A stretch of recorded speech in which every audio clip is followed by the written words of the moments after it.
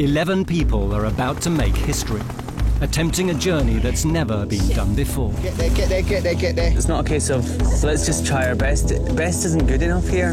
Come on! None of them have expedition experience, but halfway round the world from the UK, they're going to cross Nicaragua from the Atlantic coast to the Pacific Ocean.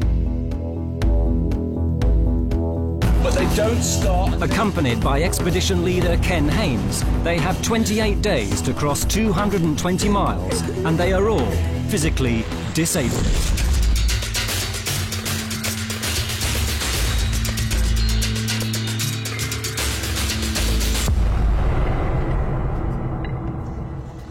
The expedition members include 2 people in wheelchairs, 4 with leg amputations, 2 with arm amputations, Daryl with spina bifida, Amma who's blind, and Charlie who's deaf. Unassisted, they've made it halfway across the country, but at a cost. With 2 of their strongest members lost, the extreme effort of moving the wheelchairs is testing more than the team's stamina. Sophie, lift your head. Lift your head for me. Come on, let the air get to your face. Come on, lift your head. Oh, my legs don't work. For Sophie, paralysed from the chest down, the expedition is heading into dangerous territory.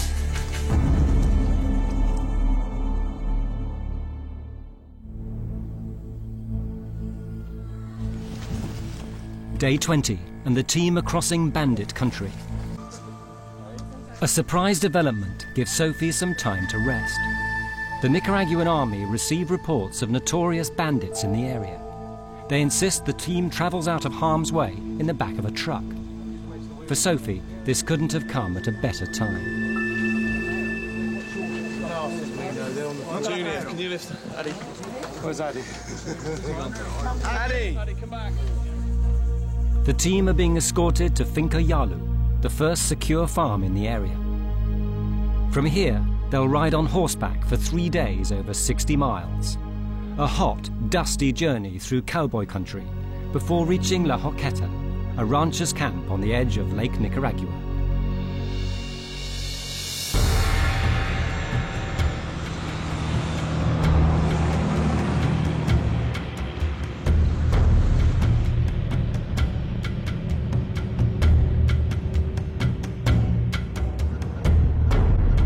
Sitting there and I was thinking, I really want to get up there because I can't see anything inside the trucks, and I was like, I really want to go up and cool down and just sit on the roof.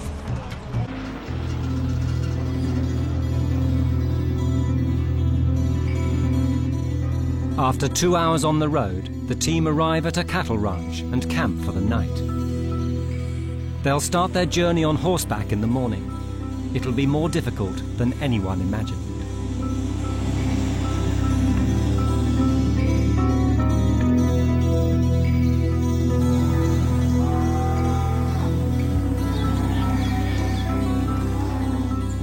Day 21. They've camped on the paddock of a working finca, home to over 3,000 head of cattle.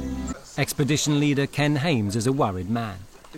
The next stage of the journey is on horseback, and although the teams have been trained, these are working horses used to experienced riders. I want to really emphasise to you that this is serious, OK? These are serious horses, serious countryside. We've got to lift the tempo here. Let's have absolute focus on what we're doing and on each other, okay? Because it is hazardous, okay? Let's really switch on to what we're doing, all right? Ken's concerns are justified. The team's different disabilities mean they each have their own problems to overcome. For most of them, the biggest challenge is keeping their balance. Okay, everybody else, mount up then and we'll push on. Come on, let's get to San Pedro. Let's go. As the team ride on to town, Sophie's starting to think she might not make it. See you later, yeah?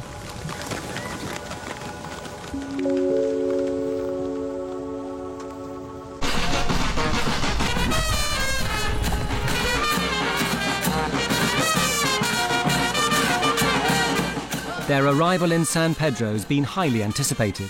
The locals throw a party in their honour.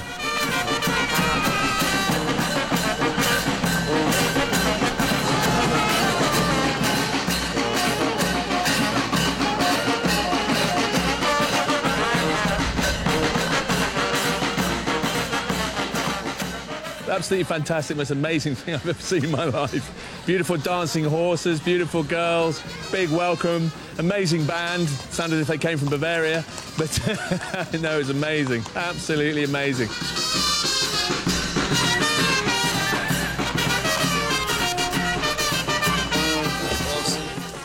Sophie arrives by four-wheel drive. The welcome overcomes the pain of her frustration.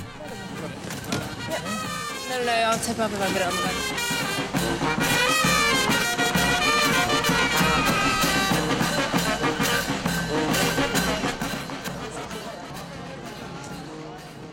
The team are guests of honour at a banquet hosted by the town mayor. On the menu, the region's signature dish.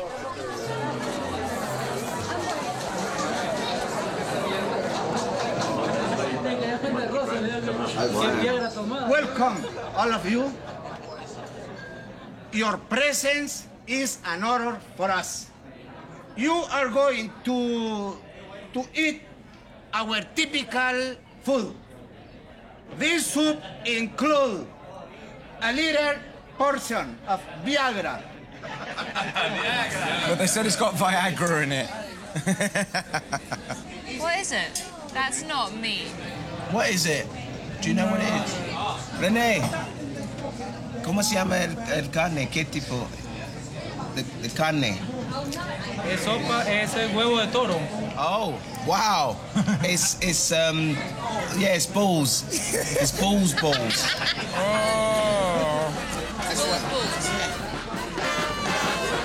Balls.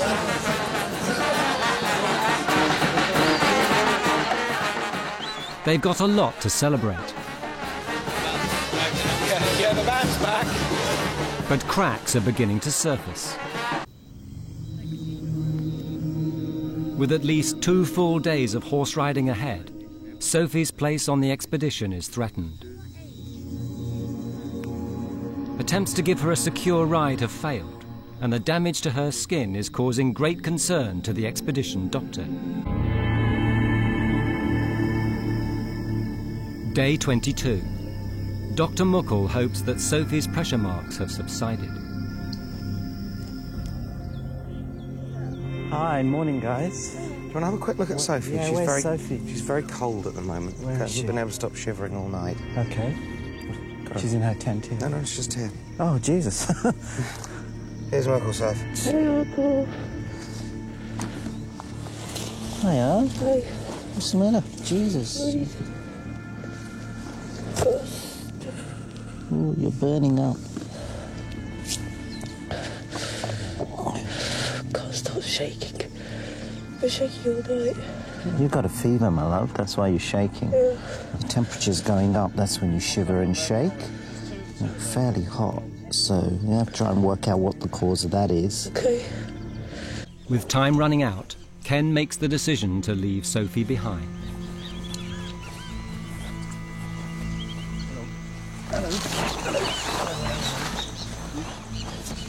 It's a difficult decision for us, very difficult decision, but really it's going to be very, very difficult for you to continue. So it's really our decision to send you back to UK.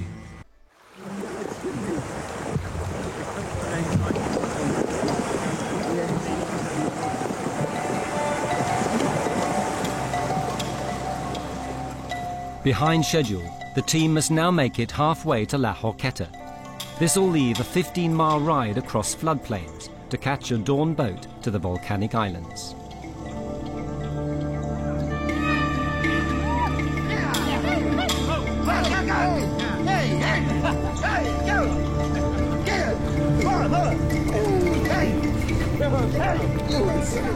You ever seen sort of that sort of horse ride on the telly, and when the horses really started like galloping and stuff, it was just awesome.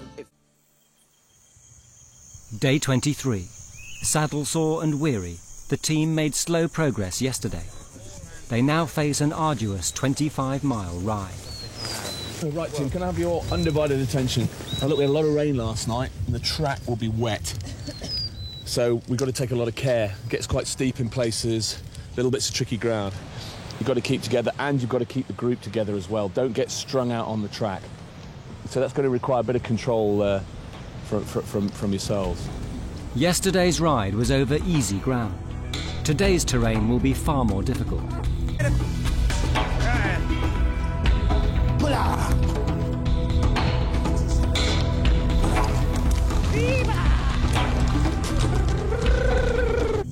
For Charlie, the main concern isn't keeping on the horse. It's keeping an eye on his weight. I think before I come out here, I was just about 10.5. I must be a 9 now. I'm 9 stone, Charlie, and if you said that you came here as 10.5 and lost 1.5 stone, that means you're the same weight as me. I've lost a hell of a lot of weight. Charlie, you haven't lost that much weight. I have. I've lost a hell of a lot of weight. Well, considering where I come from, it's a lot of weight to me because I live good. Yeah, so you probably lost maybe just under 1/2 stone. Yeah, there's a big difference, though, between 1.5 and half. I did want to lose a little bit of weight, but not this way. Not this way, but I don't know, I don't seem to have any muscles anymore. Oh, Charlie, you're a special man, I'm telling you.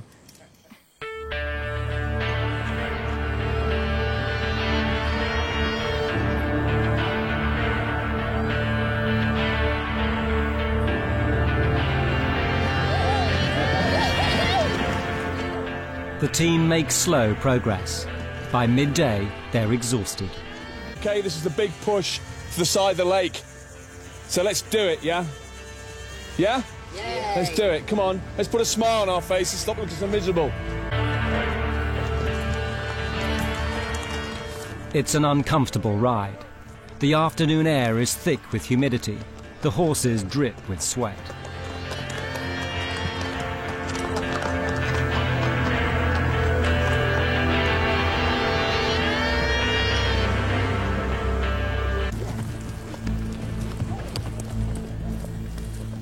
Jane's not the only one in trouble. Carl's horse has given up, but Carl, who lost his lower right leg in a diving accident, is pushing on.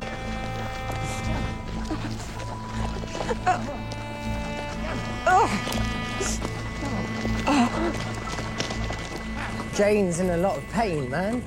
I think with Soph going and everything, people are just don't want to give up because we feel that then that'll be the end of the whole thing, really. I want to give you the option now of you know, taking a rest. But what I'm worried about is, you know, you're really going to hurt yourself. I'm not hurting myself. Oh, no, I'm not hurting myself. You just go. Come on. Come on. Oh, okay. By nightfall, conditions are getting dangerous. The horses are more likely to panic in the dark, and the team are wrecked, but they continue to push forward.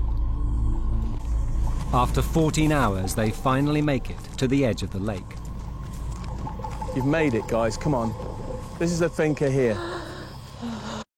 I can't actually stand up right now. Can you give me a light here? I just got off the horse and my legs have just given up.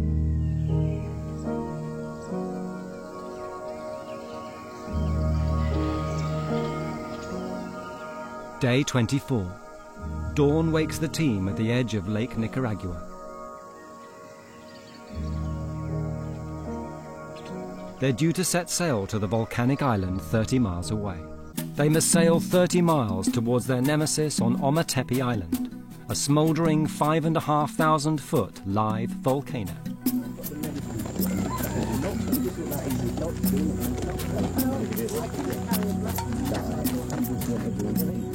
Lake Nicaragua is notorious for choppy waters.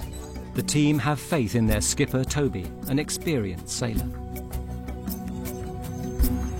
I grew up sailing. I grew up down on the south coast near Portsmouth, and I mean, I could sail almost as soon as I could walk, really. Some of my earliest memories are being taught to sail by my father. I really hate it when parents say to their children, don't look, don't ask. And it's like, you're repressing these children. Yeah. They will now treat disabled people as people that you mustn't say anything to. And it's like, no, come here. Yeah, look, I've lost an arm. Look, there you go. It comes off like that. Look, that's the arm. Yeah, do you know what I mean? And it's the parents who actually have more of a problem with it than the kids. The kids have no repression when they first start. But the misconception is a lot of people think disabled people just don't have say. But Charlie isn't laughing. He's seasick and he's had enough. And I'm just feeling really, really sick. I'm trying to get off the boat. Well, you're in the middle of a massive lake. There's no option. We are on this until we get to the other island. We're on this boat because we chose to choose this transport. Every time I make an offer or request, it just gets thrown out the window, honestly, and it's just really getting me right down. Charlie's moaning again. This time, the team are short of sympathy. He knew we were getting on this boat, and he knew that it was going to be rocky. Everyone else took seasickness tablets. He said he didn't need to, and now he's a bit seasick, he wants to get off. And we're just giving him the attention that he's requiring, and I just don't think it's worth it. If it's that important for you to get off this boat, then get off the boat. Got a choice. You either grin and bear it and get to the end with all of us, hopefully, or you're going home. And you don't want to go home, do you? Oh, God. Oh. Charlie's outburst is soon forgotten in the face of the team's next challenge, the live volcano. Look at it, it's massive. That's what we're going up. That is just massive. And we're not even anywhere near it. It's just going to... But when we get close, it's going to just seem 10 times bigger. Volcanoes on the island claimed 3 Western climbers last year. The last eruption was in 1999, and they could blow at any time. It's the team's decision to climb the biggest volcano, Concepcion. It's their most serious challenge so far. They'll need close teamwork to get to the top, but Charlie's becoming more unresponsive. Yeah, constipation's been a real problem.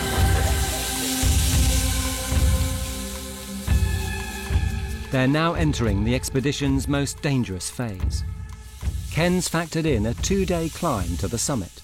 The locals think they're insane. No hay manera que una mujer sin pierna podría subir al cerro en 2 días. No hay manera.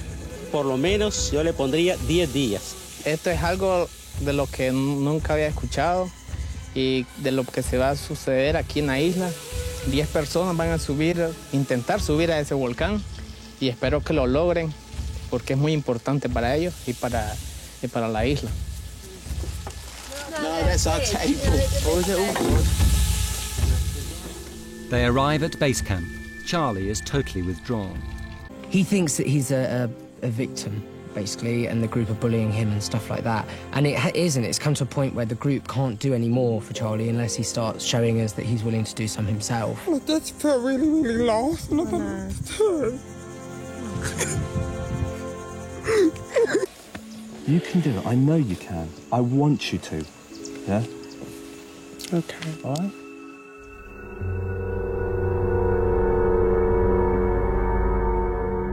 As night falls, all is not well in the camp.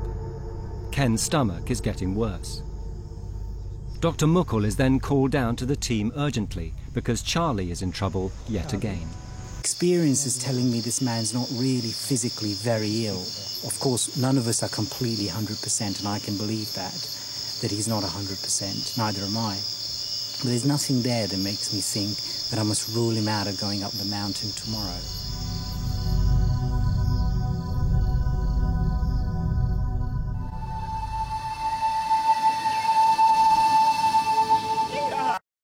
Day 25. The team have time to themselves in a volcanic hot pool. In 1 hour, they'll begin the climb and push themselves beyond anything they've achieved so far.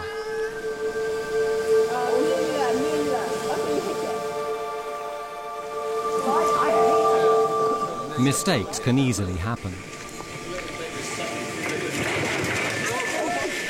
And 5,500 feet up, the simplest error could prove fatal.